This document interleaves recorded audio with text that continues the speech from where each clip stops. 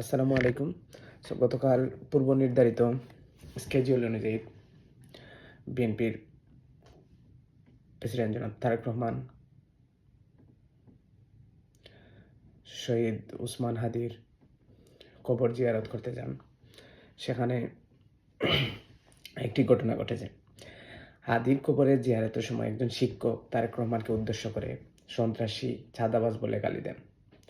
Police arrest করে কারাগারে পাঠায়। এরপর যা হলো তা শুনলে এই প্রজন্ম অবাক হয়ে যাবে। বিএনপি দল থেকে বিবৃতি দিয়ে সেই শিক্ষককে মুক্তি দিতে অনুরোধ করেছেন। কিন্তু এটা কি নতুন কিছু বিএনপির জন্য?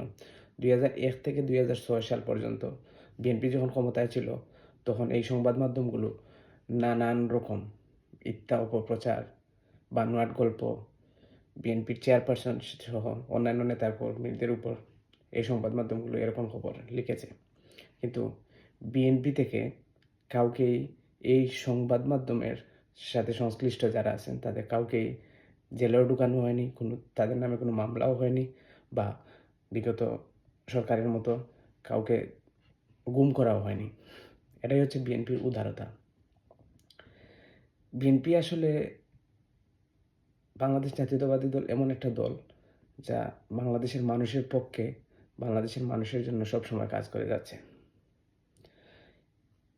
সবচেয়ে মজার বিষয় হচ্ছে এই যে ব্যক্তি, যে শিক্ষক, উনি একটা কলেজ না স্কুলের অধ্যক্ষ সম্ভবত, তো এই যে ব্যক্তি বিএনপির তারেক রহমানকে চাঁদাবাজ বলে গালি দিয়েছেন, বিএনপি থেকেই ওই ব্যক্তির মামলাটা সরিয়ে নেওয়ার জন্য পুলিশের কাছে আবেদন জানানো হয়েছে। তো এটা উদারতা দেখিয়েছে বিএনপি, জনাব তারেক রহমান। এটা যদি এরকম হতে থাকে, বা একই সাথে আমরা আরেকটি ঘটনা দেখতে পেলাম। আমার দেশ পত্রিকার সম্পাদক মাহমুদুর রহমান, ওনার পত্রিকাকে নিয়ে হয়তো কেউ কিছু লিখেছে, এটার জন্য উনি মামলা দিয়ে দিলেন। এর আগে ডাকসু নেতা সাদিক কায়েমও কয়েকটা মিম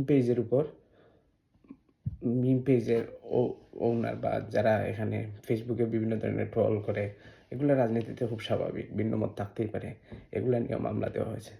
তো এই যে বিষয়গুলো, গণতন্ত্র হচ্ছে এমন একটা বিষয় যেটা আপনাকে সহ্য করতে হবে। ভিন্নমত সহ্য করতে না পারলে মানে গণতন্ত্র সেখানে থাকে না। ভিন্নমতই হচ্ছে গণতন্ত্র।